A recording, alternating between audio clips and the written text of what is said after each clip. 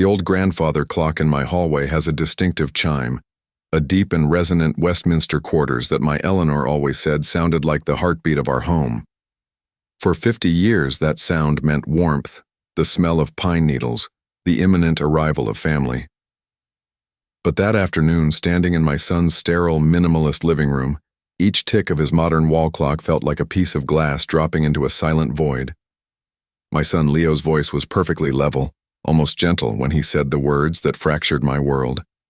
And it was that placid delivery that made the poison sink in so deep. How does a father respond when his only child looks him in the eye and tells him he is no longer welcome? Before I dive in, let me know in the comments where you're watching from. And if you enjoy stories like this, please like and subscribe. It helps me keep sharing more. I had driven over with a small, velvet-wrapped box, the same one I'd used every year. Inside was the new wooden ornament I'd carved, a tradition started the year Leo was born. This year's was a tiny reindeer, its antlers no thicker than a matchstick. I'd spent a month on it, my old hands cramping under the magnifying lamp in my workshop.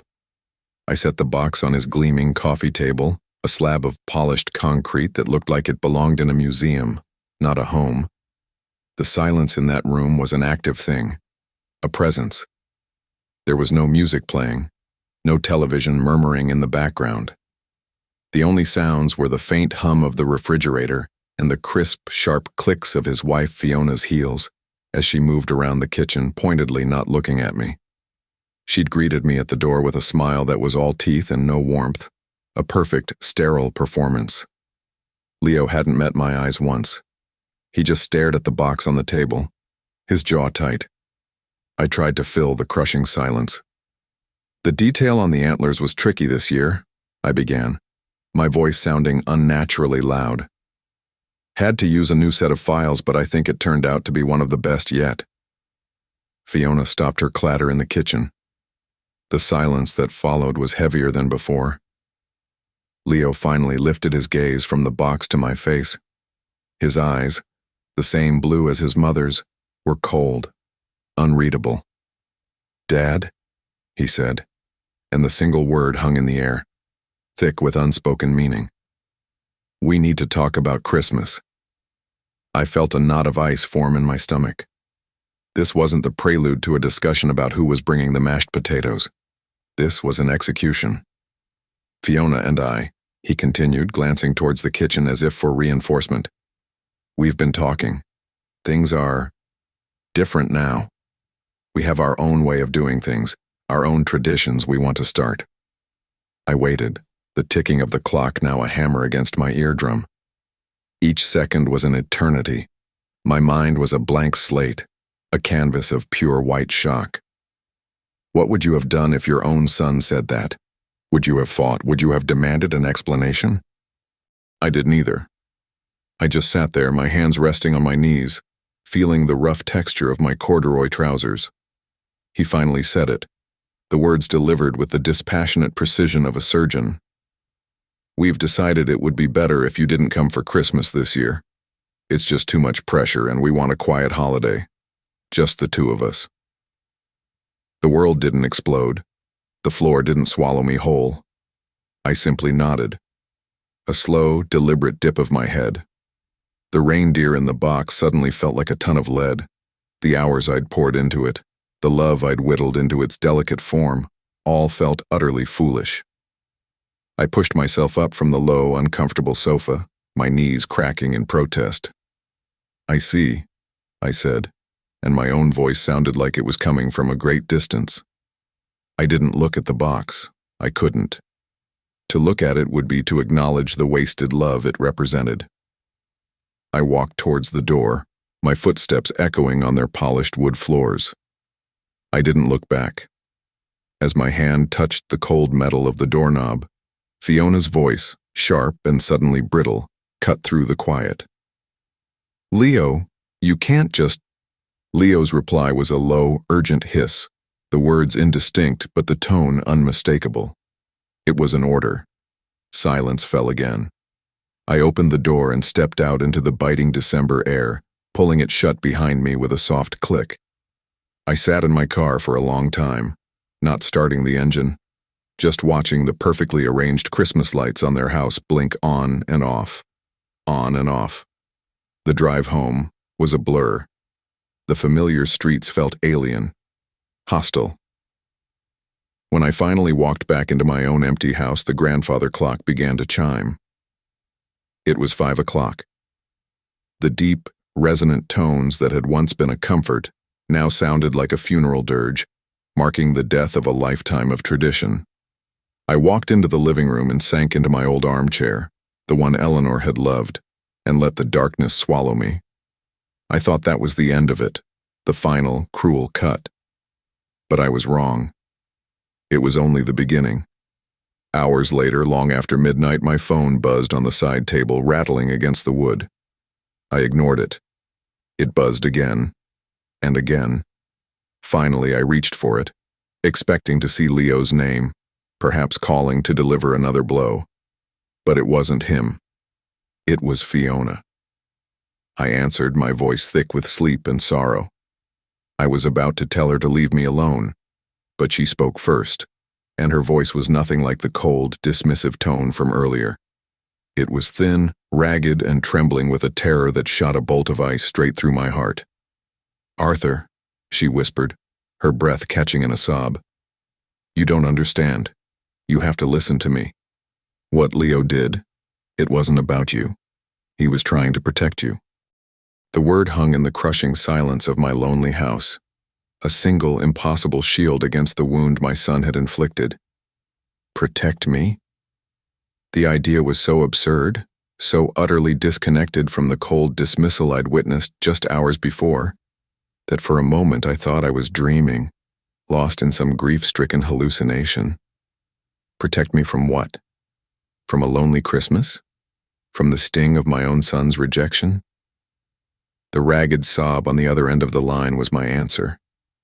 This was real. "Fiona, what are you talking about?" I asked, my voice a low rasp. I felt the rough, worn chenille of my armchair beneath my fingertips, a familiar texture in a world that had suddenly become alien.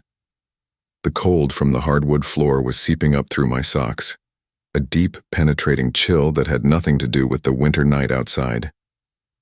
I can't talk about this on the phone," she stammered, her voice thin and frayed. "He'll know. He checks the records." "Oh God, Arthur." "William, I'm so sorry.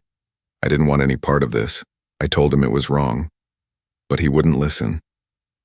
"He checks the records." The phrase sent a new, sharper kind of ice through my veins. This wasn't about family drama or hurt feelings anymore. This was something else entirely. Something cold and methodical. "Where are you?" I asked, my own voice now steady, the shock giving way to a grim focus. "Don't come here," she whispered frantically. "No, I'll come to you. Give me 20 minutes. Don't turn on any extra lights. Just wait for me by the back door." The line went dead. I sat there in the near darkness, the phone still pressed to my ear, listening to the dial tone's empty hum. 20 minutes.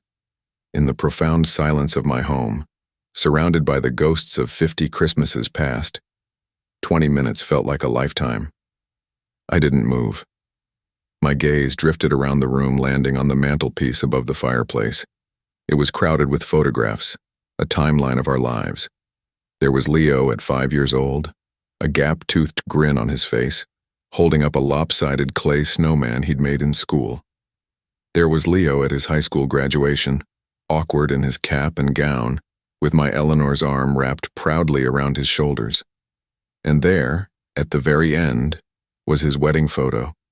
He and Fiona, perfectly posed, smiling for the camera.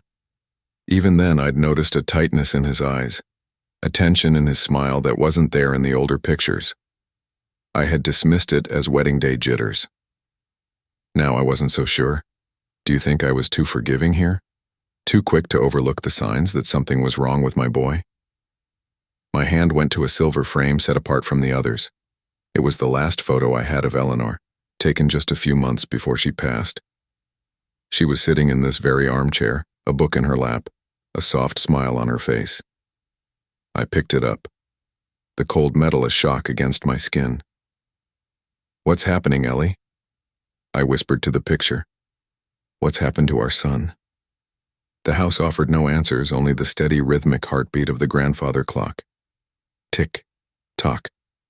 Each sound measured out a second of my mounting dread. I finally forced myself to move, my joints aching in protest. I walked to the back of the house to the small utility room that led out to the garden. I flicked on the dim, single-bulb light, casting long, distorted shadows across the room. I waited. The minutes stretched, pulling taut like a wire. I heard the faint crunch of tires on the gravel of the alley behind my house, followed by the soft click of a car door. A moment later, a frantic, quiet tapping came from the back door. I unlocked it and pulled it open. Fiona slipped inside like a ghost, her face pale and drawn in the weak light. This was not the immaculate, confident woman who had greeted me this afternoon. Her expensive coat was unbuttoned, her hair was a mess, and her eyes were wide with a terror that was utterly genuine. She was trembling, her hands clutching her purse so tightly her knuckles were white. She looked past me, scanning the darkness of the house as if expecting someone to leap from the shadows. "Are you alone?" she whispered. "Of course I'm alone," I said, my voice harsher than I intended. "What is this, Fiona? What's going on?" She wouldn't meet my eyes.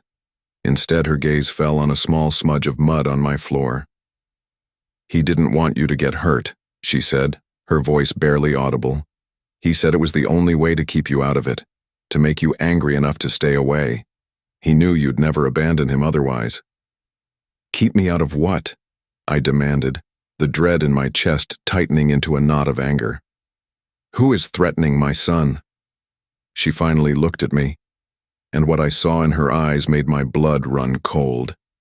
It was pure, undiluted fear. "A man named Silas," she said. "From Leo's past. Someone he knew a long time ago, before he met me. Leo borrowed money, a lot of money, to get his first business off the ground. He thought it was a clean loan." She gave a short, bitter laugh that sounded like breaking glass. "It wasn't. Silas isn't a banker, William.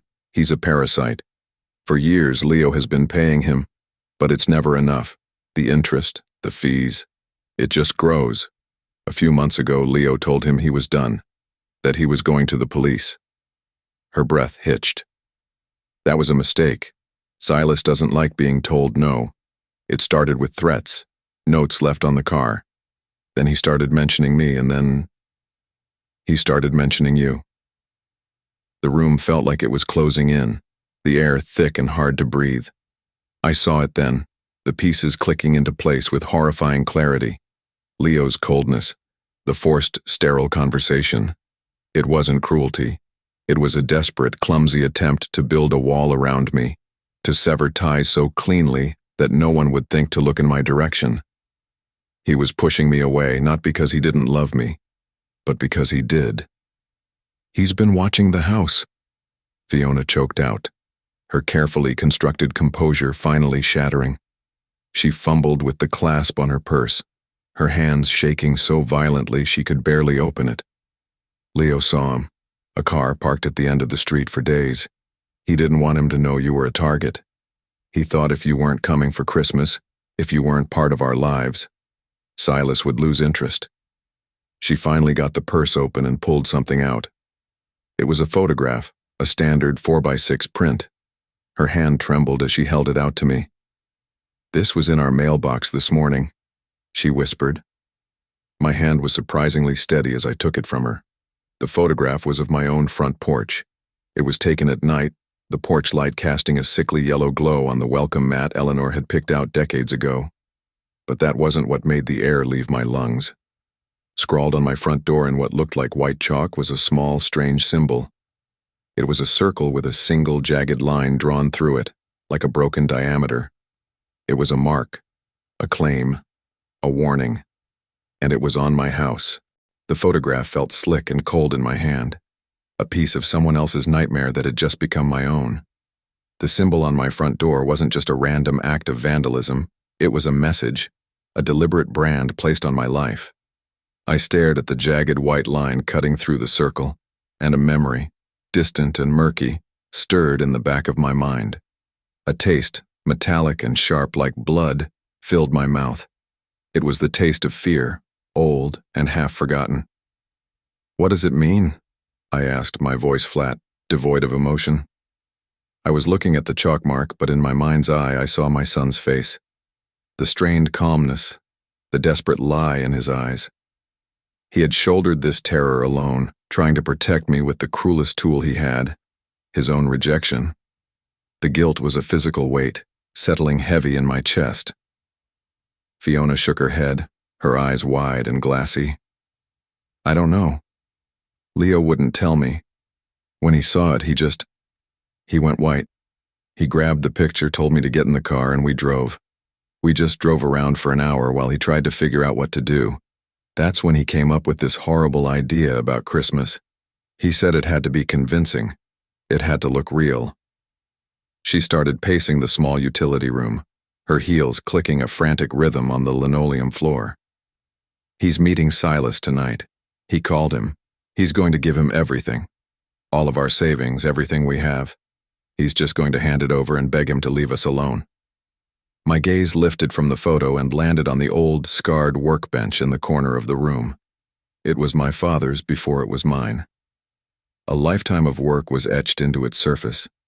Nicks from slipped chisels, dark stains from spilled varnish, a faint circular burn where my father once set down his pipe.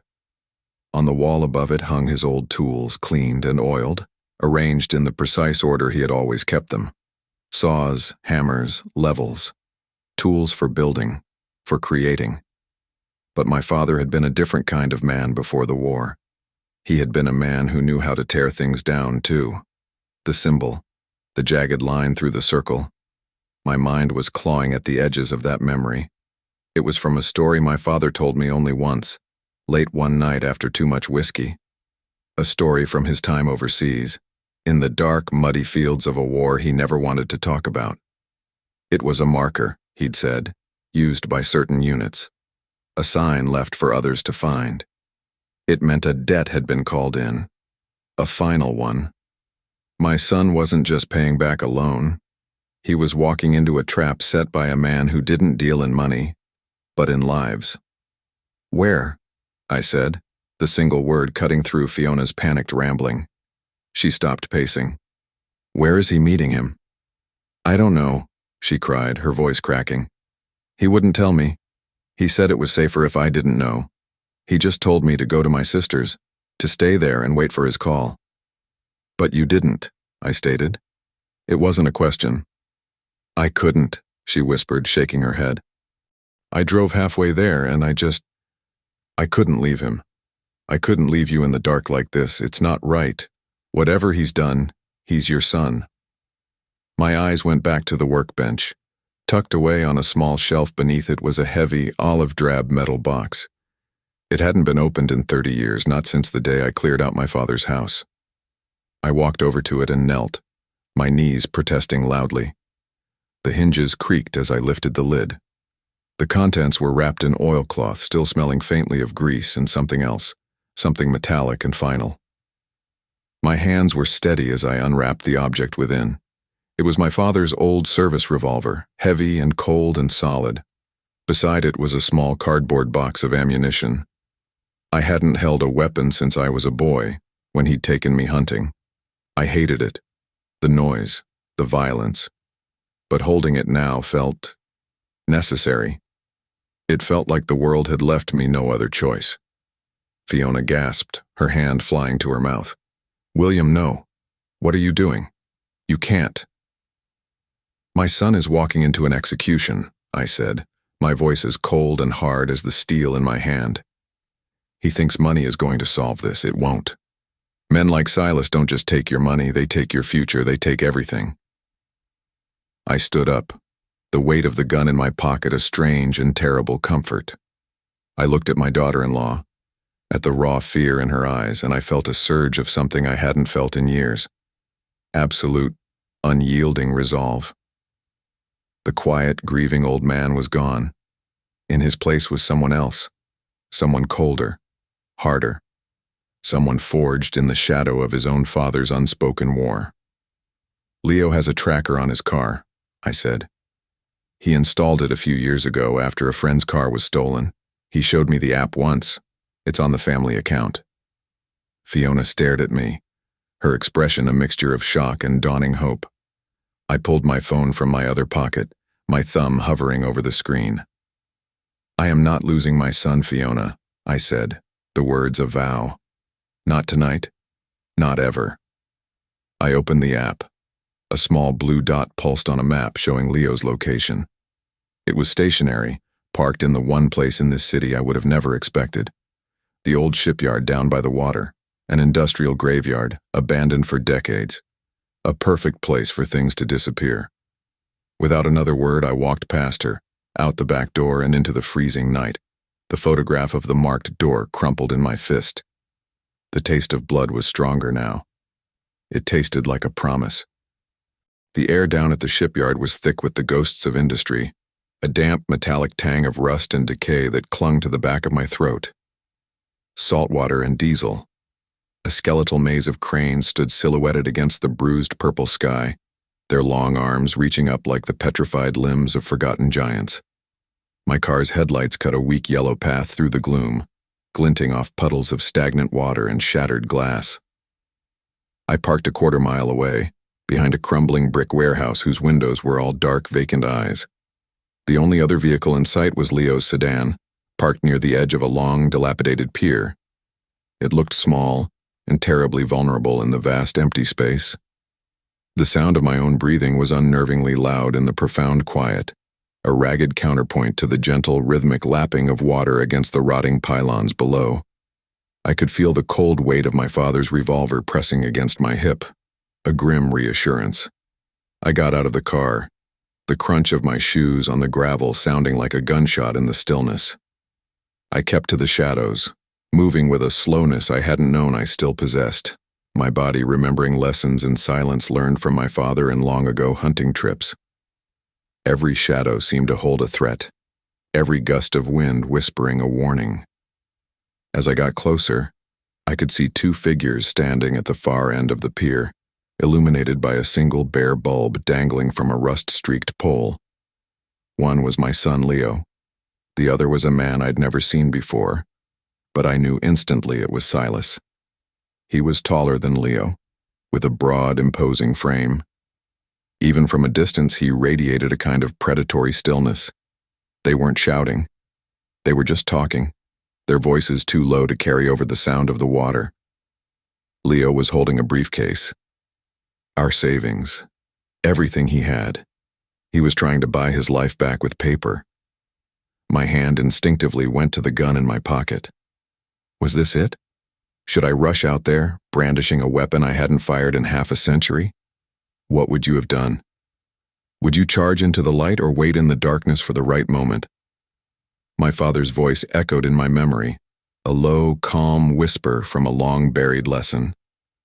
Never engage an enemy on his chosen ground. Watch, learn, wait for the mistake. So I waited. I crouched behind a stack of rotting pallets, the rough wood splintering against my cheek, and I watched. The air grew colder. A fog was beginning to roll in off the water, soft and gray, muffling the world in a shroud of silence. Leo held the briefcase out to Silas. Silas didn't take it. He just laughed, a short, ugly sound that echoed over the water. He shook his head, and even from this distance, I could see the cruel smirk on his face. He said something to Leo, and my son's shoulders slumped in defeat. The hope drained out of him, his posture collapsing until he looked like a marionette with its strings cut. This wasn't a negotiation. It never was. This was a slow, deliberate breaking. Silas took a step closer to Leo, placing a hand on his shoulder. It wasn't a friendly gesture. It was an act of ownership. My knuckles were white where I gripped the edge of the pallet. The urge to act, to do something, was a physical fire in my veins. But I held back. Wait for the mistake. Then, a third figure emerged from the shadows beneath the pier. This one was smaller, wiry, moving with a quick, nervous energy. He walked up to Silas and handed him something. A phone. Silas took it, glanced at the screen, and his whole demeanor changed. The casual cruelty vanished, replaced by a sharp, focused attention. He held the phone out for Leo to see. My son stared at it, and a wave of absolute horror washed over his face. He stumbled back, shaking his head, his hands raised as if to ward off a blow.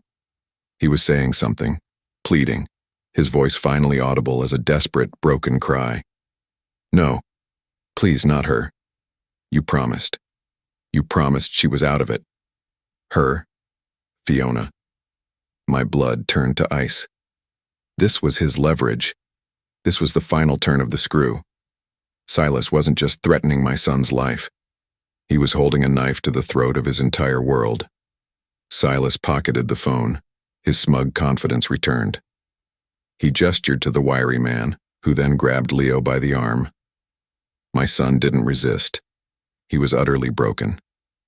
They started walking, not back towards the parking lot, but further down the pier, towards a dark, hulking warehouse at the very end. This was the mistake. He was moving my son. He was taking him somewhere the world couldn't see.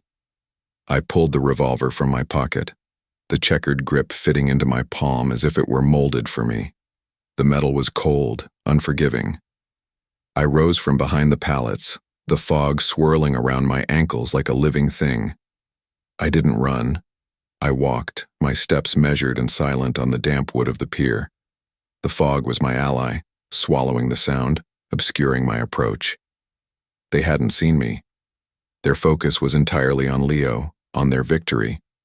As I drew closer, I could finally hear Silas's voice, a low, satisfied rumble. You see, Leo, this is what happens when you forget who your friends are. Debts aren't just about money. They're about loyalty. You were disloyal. He was about 50 feet away. The wiry man was pushing Leo towards the massive sliding door of the warehouse. I raised the gun, both hands gripping the stock, just as my father had taught me. The weight of it was immense. I centered the sight, not on Silas, but on the single bare light bulb that illuminated the scene. I held my breath, the world narrowing to that one point of light. The sound of the gunshot was deafening, a massive cracking roar that ripped through the silence of the shipyard and echoed out across the water. The bulb exploded in a shower of sparks and glass, plunging the pier into absolute darkness. For a heartbeat, there was nothing but stunned silence. Then, chaos.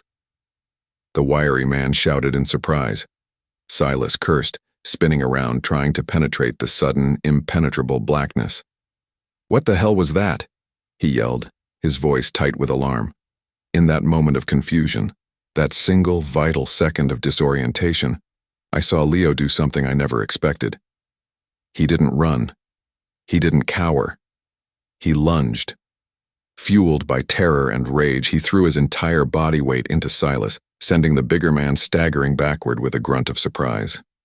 There was a sickening crunch of bone and a furious scream of pain that wasn't Leo's. It was Silas. But as they grappled in the darkness, I saw something else that made my heart stop. A flicker of movement from the shadows near the warehouse door. A fourth person. Someone had been waiting inside the warehouse the entire time, hidden in the dark, and they were now stepping out onto the pier. The darkness was a living thing, absolute and disorienting. The only sounds were the desperate grunts of the struggle, the frantic scrabbling of shoes on wet wood, and Silas's pained, furious curses echoing into the fog. My ears rang from the gunshot, a high-pitched whine that seemed to amplify the sudden, terrifying silence. The fourth figure was a silhouette against the slightly less black background of the open warehouse door, a shape of a man, lean and still. He hadn't moved. He hadn't shouted. He was just watching, a predator assessing the chaos. The first shot had been a warning, a tool to create confusion. The second would be different, but I couldn't get a clear target. Leo and Silas were a thrashing, tangled mass of limbs, careening dangerously close to the edge of the pier. The wiry accomplice was fumbling in his jacket, his panicked breathing coming in sharp, ragged gasps. He was going for a weapon, I didn't have a second to spare. I aimed low towards the sound of the scuffle and fired again. The roar of the gun was a physical blow, a shockwave that slammed into my shoulders. A raw scream of pain ripped through the night, this one high-pitched and terrified. It was the wiry man. The sound of something heavy clattering onto the wooden planks followed his cry. I heard him stumble away, whimpering, disappearing back towards the shore. One threat down, but the new one, the silent one, was now moving. He stepped out from the warehouse, and in the faint, ambient light filtering through the fog from the distant city glow, I saw the glint of metal in his hand. It wasn't a gun. It was a knife, long and thin. He was advancing on the struggle, his movements fluid and economical, a man who knew exactly what he was doing. He was going to end it. He was going to kill my son. I felt a surge of cold, primal fury. I had one shot left. My father had only kept 3 rounds in the old box, believing that any problem requiring more than 3 bullets was a problem you should have run from. I had no intention of running. I started moving, not towards them, but laterally down a narrow service gangway that ran parallel to the main pier. The metal was slick with sea spray under my feet. I needed a different angle, a clear line of sight that separated my son from his attacker. "Silas, get him off you!" the new man called out, his voice calm, chillingly so. "Finish it now." Silas, roaring with frustration, finally managed to throw Leo off. My son landed hard on his back, the air knocked out of him in a pained gasp. Silas loomed over him, one arm hanging limp and useless at his side, the source of his earlier scream of pain. But his other hand was reaching inside his coat. The silent man with the knife was closing in. I had maybe 3 seconds. I raised the revolver one last time, my hands slick with sweat, my heart hammering against my ribs. I couldn't see their faces, only their shapes, their violent intentions. I put the sight on the center of the knife wielder's chest and I squeezed the trigger. The hammer clicked on an empty chamber. The horrifying metallic sound was the loudest thing I had ever heard. Empty. The box. I'd seen 3 rounds, but in my haste, in the dim light of the utility room, had I miscounted? Was one a dud? It didn't matter. The gun was useless. The man with the knife heard the click. His head snapped in my direction. He couldn't see me clearly through the fog, but he knew where I was. He changed his trajectory, abandoning the attack on Leo and coming for me. Silas was now standing over Leo, a gun finally in his good hand, pointing it down at my son's chest. I was out of time, out of options. My mind raced, grabbing for anything. The environment, the shipyard.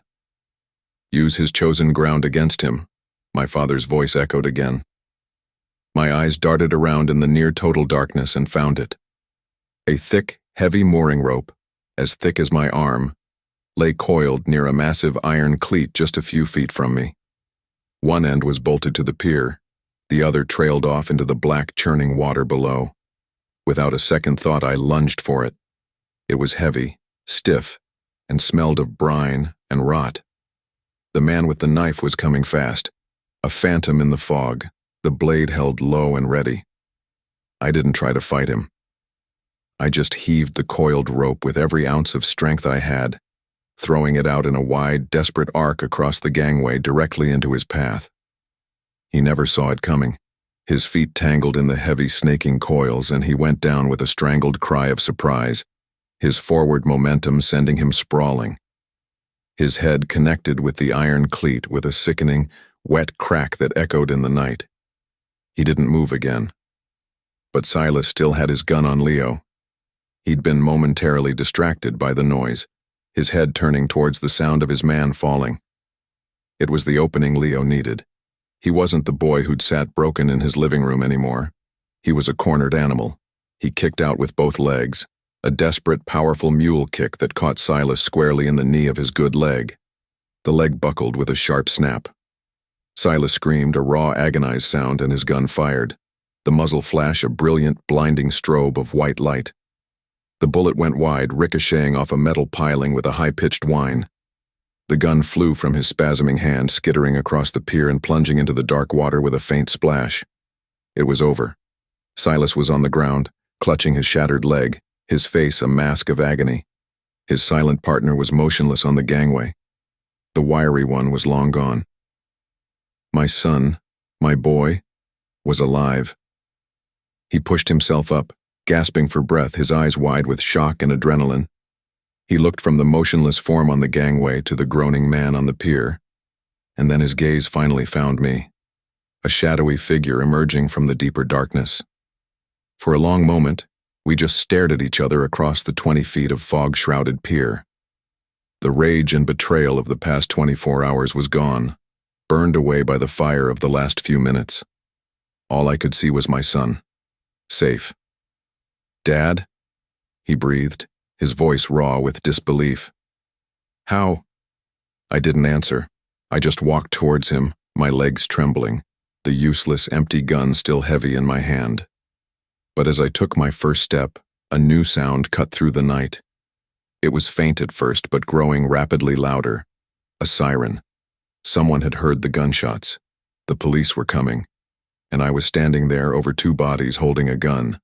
I looked at Leo, and he looked at me, the same horrifying realization dawning in both our eyes. I had saved him from Silas, only to potentially condemn myself. Then, from the darkness behind me, a car door slammed shut. A figure started walking towards us, not with the urgency of a police officer, but with a calm, deliberate stride. A woman. It was Fiona. She wasn't crying anymore. Her face was set, her expression one of grim, cold fury. And in her hand she was holding a small digital voice recorder. The sirens wailed, a rising tide of sound washing over the pier. Just then Fiona emerged from the fog, her face a mask of cold fury. She held up a small voice recorder. "I followed you," she said, her voice cutting through the noise. It recorded everything, Silas's threats, and it recorded the sound of a gun discharging after his man attacked my father-in-law. She created our story on the spot, a seamless narrative of self-defense. The police arrived, and her lie, backed by the recording, became our truth. 2 days later, it was Christmas Eve. My phone showed 98 missed calls, but the only ones that mattered were already here. In my kitchen, the air smelled of roasting turkey. Leo sat at the table, his hands carefully gluing the tiny broken antler back onto the wooden reindeer. He looked up, the coldness in his eyes replaced by a profound regret. "I'm sorry, Dad," he said, his voice thick. "I thought being cruel was the only way to protect you." I put my hand on his shoulder. "You don't have to face your demons alone, son. That's what family is for." He nodded, focusing on the delicate repair. We would fix it together. The moral of this story is not that violence is an answer, but that the fiercest walls are built to protect those we love. True strength isn't facing your demons alone. It's the courage to let your family stand with you in the dark, armed with a love that refuses to be pushed away. What's the most important lesson your family ever taught you? Let me know in the comments below.